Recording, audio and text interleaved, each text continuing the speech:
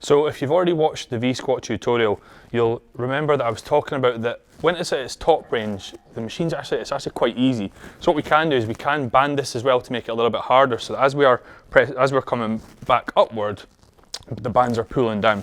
So similar to what you see in the hack squat, but this time we're going to use 2 green bands, one on either side. And again, I've got my helper Ali here.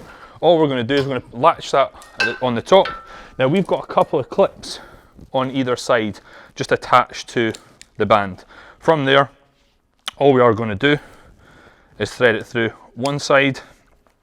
Ali's going to attach his on the opposite, and from there we're going to pull it down. So as you can see, those bands are pretty tense, and again we're going to give you a visual representation of both ways, facing forward and facing away. So we're going to get Ali to jump in. I'm just going to run around the other side. So he's going to stand up, take the safety off. As he comes down at the bottom, you'll see that the band tension becomes a little bit loose, and as he comes towards the top, boom, the bands kick on. So if we show you what it's like the opposite way as well, very, very similar. So again, he'll unrack it. I'm just taking the safety off for him since there's 2 of us. From there, he'll drop back down, a little bit of band tension loosens, and as he comes back up, boom, band tension comes back on.